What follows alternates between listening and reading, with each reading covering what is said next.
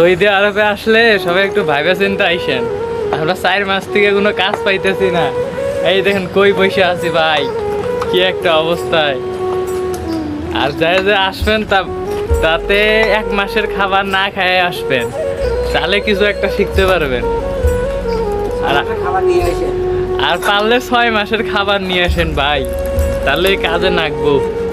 তাছাড়া দালালের মিষ্টি কথা শুনে আসলে কোম্পানি তো পাবাই না, জীবনটা নষ্ট করে হলাম ভাই। কম পানি বোঝেন না ব্যাপারটা, কম পানি, বেশি পানি হলে তো ভালো হইতো।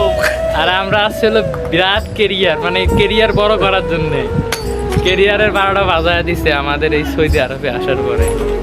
এখন কি যে করব, দালাল তো খাইছি রে, পরে গেলে তো ডাইরেক্ট মার্ডার করবো। চিন্তা ভাবনা ওইটাই আছি, শালার আগে মার্ডার করবো।